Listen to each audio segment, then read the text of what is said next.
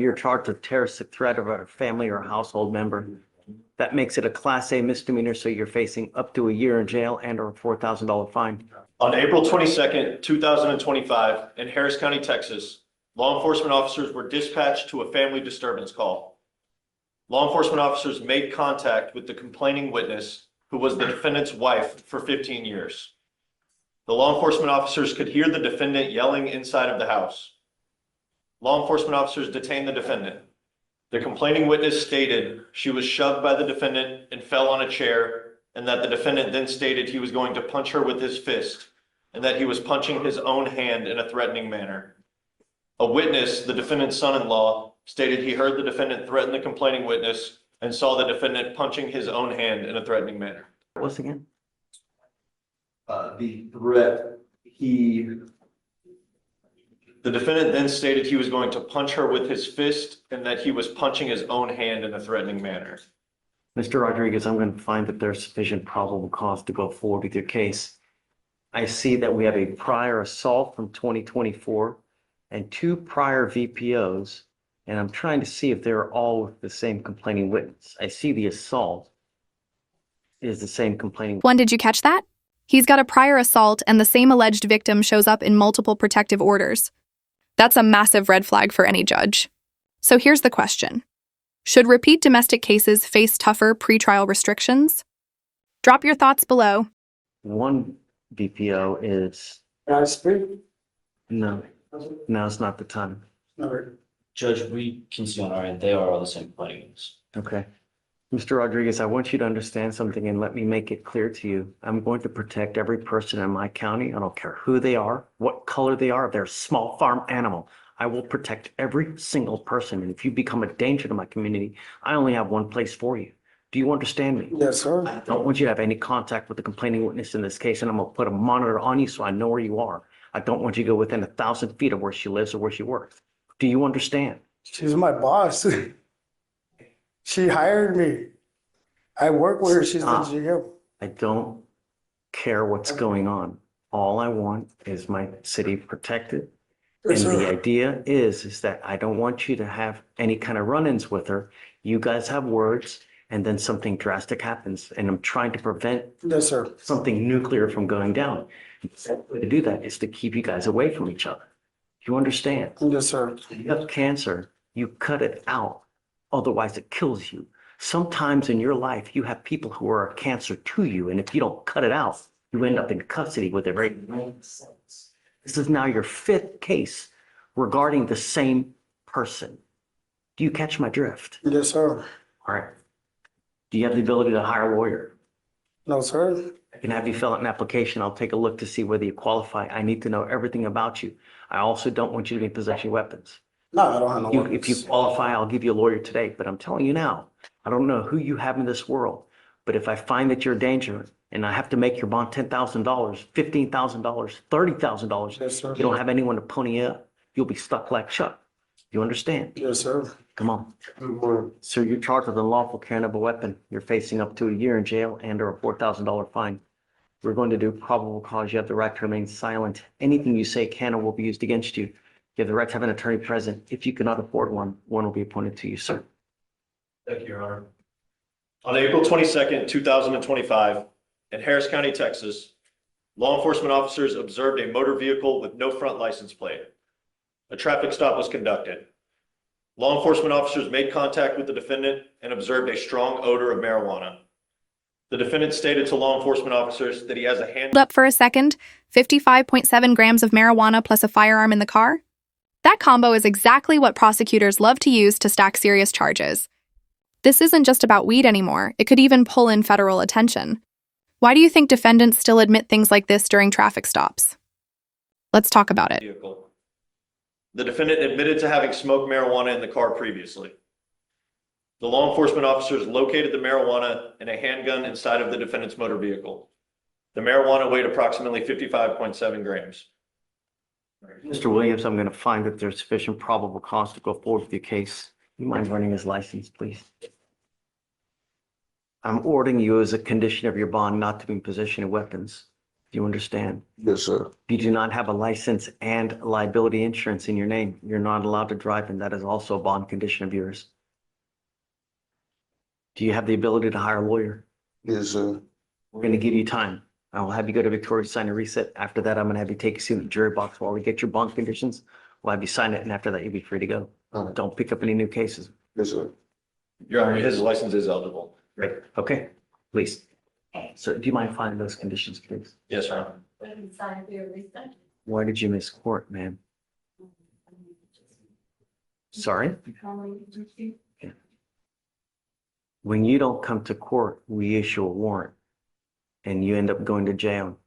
I'm going to reinstate your bond, but I'm not going to do this again. The next time you miss court and I have to issue a warrant, you will go to jail. Do you understand me? No more get out of jail free cards. This is it. Ma'am, you're charged with theft. You're facing up to 6 months in jail and a $2,000 fine. We are going to do probable cause. You have the right to remain silent. Anything you say can or will be used against you. You have the right to have an attorney appointed if you cannot afford one. Okay. Thank you, Your Honor. On April 21st, 2025, in Harris County, Texas, law enforcement officers were dispatched to a shoplifting call at JCPenney and made contact with the complaining witness, a loss prevention officer. The complaining witness stated the defendant entered the store and placed 2 swimsuit sets in a black purse, then passed all points of sale and exited the store. The total value of the merchandise was $144. This is the co-defendant to yesterday's theft, right? That's correct, yes, Your Honor. Okay. Ms. Joy, I'm going to find that there's sufficient probable cause to go forward with the case. I'm ordering you now as a condition of your bond not to go back to JCPenney and not to be in contact with the co-defendant in this case. Do you understand? What do you do for a living? Did you graduate from high school? I'm sending you now for a drug test. I want to know if anything is in your system and you're to come right back. You're 18 and you have nowhere headed. That's not a good way to go through life. You know, you should never, ever have to depend on anyone, and you need to be a strong person to be able to work and make money. Because in this life, if you don't have money, this life sucks. And you're 18 and you're headed nowhere where you're going to end up being dependent on someone. That's not a way to go through life. You need to get into school, get knowledge so you have a good job, so you can support yourself, so you don't have to rely on anyone, much less a man. Men suck. Don't rely on them. Be a strong woman. You understand? Okay, I'm sending you for a drug test. You're to come right back, and I'm going to appoint your lawyer today. Just take a seat for a minute. Can I get her to sign real quick? Yeah. Tun Feng Yan. And Your Honor, she is in ICE custody. I'm having somebody email a copy of the document to the court clerk, and I have it here as well. What? Send it to Victoria. Let me give you her email address. Do you Oh, have it or no? I have it, Judge. Let me Yeah, send it to redirect. Victoria. That way it'll be easier that way. Yes, Your Honor, I'll do that right now. So she's in ICE custody now? She is, Judge, yes. What's going on with that? Do you have a hearing set or do you have a bond set? Your Honor, it's my understanding that she is going to go back to her country, which is China. So there is no bond, and there is no parole, and there is no, as of yet, I don't know if there's a hearing still pending, because it was my understanding that she was going to be agreeing to return. Do you know when that's going to happen? Because we should get her back here to try to take care of this first, shouldn't we?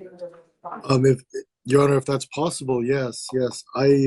I can reach out to the immigration lawyer and see if I can find that out. So what I'm going to do then is I'm going to issue a bench warrant today to try to get her back. Yes, Your So Honor. we can try to take care of it, because sending her, having her go back and having this still open, I'm going to end up issuing a warrant because I just can't keep it open forever. And then Yes, it'll sir. impact her chances of if she ever wants to try to come back. Yes, Your Honor, of course. Oh, you did? Oh, okay. Give me 1 second, Mr. Reader. Yes, Your Honor. Page 27. She's in ICE custody. We need a bench warrant her to try to get her before. Looks like she signed for a voluntary departure, but we need to get her back to try to take care of this before. Okay. So, all right, we're going to bench warrant her and then we'll reach out to you when we get her. Yes, Your Honor, if Let it you know. pleases the court, I can try and reach that immigration lawyer now, if Your Honor would like me to. How's May 19th as a reset? Um, yes, Judge, let me, There needs one was here. Oh. Okay. This is the moment when courtroom tension hits its peak. The judge is done handing out second chances, and that line, "Pick up a third case, I'm going to lose it," says it all. That's not just legal pressure, that's personal frustration. What do you think? Does tough love in court actually work, or does it just pour fuel on the fire? Your Honor. Yes, Your Honor. Yes, Is that thank you. okay? Yes, Judge. Okay, we'll put it on that day then. Thank you, Judge. And we'll see you then. If we get her before then, we'll let you know. Yes, Your Honor, thank you. Okay. Thanks, man. Thank you, sir. Fun. How's jail? Better be out. That's for sure. We're giving you the opportunity, but I will not do this again. If you pick up a third case, I'm gonna lose it. Do you understand me? Yes, sir. I want my streets safe, and I will do everything in my power to protect them. Your lawyer has worked hard to find you a place to go to, and I expect you to go there.